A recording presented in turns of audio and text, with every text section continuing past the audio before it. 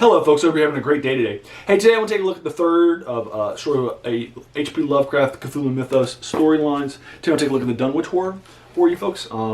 It's the next in my sort of every other day Cthulhu Mythos October that I'm doing for you folks, where I'm giving you a much more accelerated set of reviews for you to take a look at and so forth. I'm here with my Happy Halloween shirt and so forth. I'm actually recording all of these in one day for you. I'm just going to go Cthulhu mad today, taking a Saturday out of my day. I've spent like 10 or 12 hours.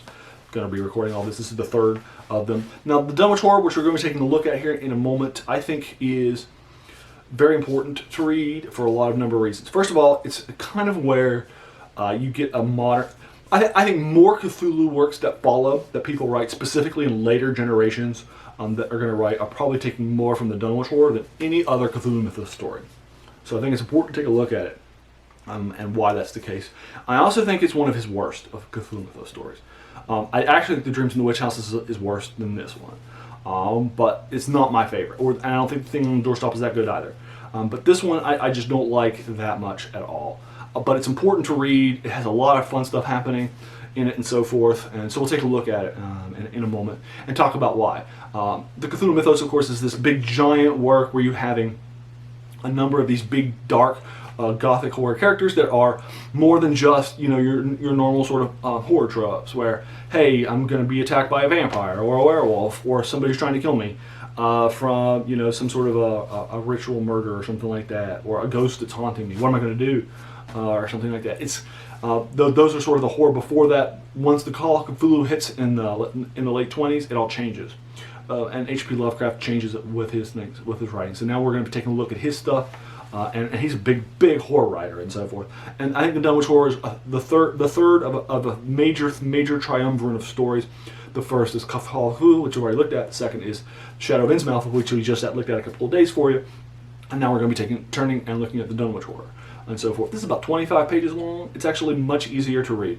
Now, many fans later on will think that this is more of a self-parody of his style of writing and of the mythos itself, because there's going to be a lot of things that are going to happen in it that a lot of later things people are going to turn to and look at this and say, hey, Lovecraft did the Dunwich Horror, so I can do it in my works. So let's take a look. I'm back it for you. So what's going to happen in the Dunwich Horror? Basically, you're going to have, it's set in this rural town out in New England. And basically there's going to be, and again, I'm going to try to keep these basic synopses of stories relatively spoiler-free for you. I'm not going to spend like 10-15 minutes with you on these because I want you to get a chance to read it if you enjoy it. And unlike the first two, this is actually probably about much shorter read. Your first time reading it through probably won't take you an hour, but you can like 50 minutes or 45 minutes for you to read it your first time through. Even with Lovecraft's thicker, denser style of writing, with some more purplish prose, with words in like Cthulhu, or like Cyclopean and Cthulhu Mythos words like Cthulhu and Cthulhu and stuff like that. Even with that sort of denser level of writing, you can still probably get through it in an hour or less. So it's a much shorter read. I mean, the Shadow over Innsmouth is probably going to take you 2 hours to read. Anyway, in the Dunwich Horror, basically you're going to have this group of people named the Wadleys. They're going to be basically a family that's there, and so forth. And you're going to follow along with the Wadley family and so forth. There's basically going to be an investigation that's going to come up. It's going to be sent out by a local university called the Miskatonic University.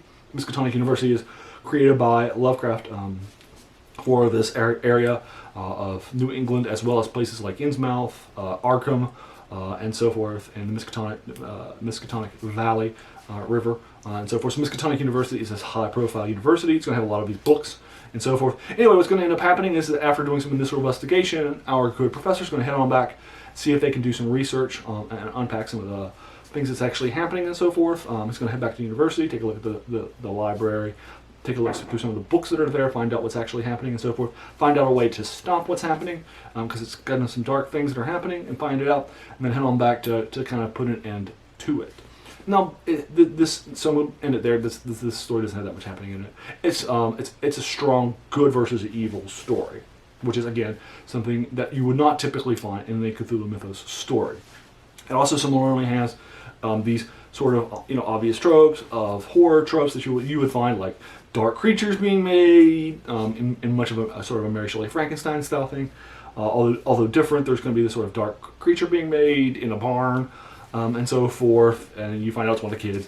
and it's one of the Wadleys and so forth, and what actually was happening. But basically, this idea, it's got powers and sacrifices and so forth. It feels very less strong, I think, than some of the previous ones. And again, I don't think the first two stories didn't have this sort of sense of the world's coming to an end, bad guys are coming out, we got to take them out and so forth. And they're escaping and so forth. This one does. It has some elements to it that I would consider more traditionally Cthulhu trope and so forth. And I think this is where it kind of comes from. Now, it's interesting, I think, reading it for the first time. This is basically the first time these a lot of tropes would be put out there in sort of a Cthulhu mythos or horror style of fiction. Although the sort of sacrificing people and such that would happen is actually something you would find in previous stories or in other genres like fantasy. During this time, too, Robert E. Howard will have it, for example, in his Conan stories or other stories that he wrote. He's not the only one. And so forth. But anyway, you get the idea. It has a lot of these sort of tropes and so forth. I don't consider it to be as well written. The first part of the story, I think, gives away what's going to happen. I think, for example, The Shadow Over Innsmouth, which I consider a masterwork by Lovecraft, and one of the best horror short stories. It's so good, and I consider it to be the best Cthulhu mythos story that Lovecraft ever wrote. It begins with some foreshadows, like you would normally have for any horror story, right? And so forth. But the foreshadowing it starts with is good enough to get you hooked into the story and wonder what happens.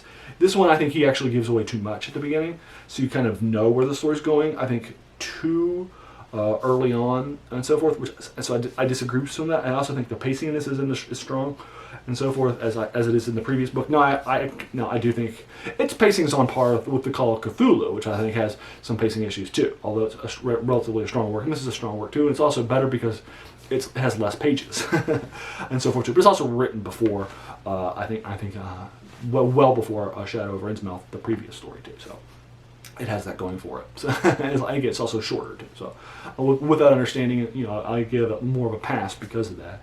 But still, I just don't think it's as strong of a work.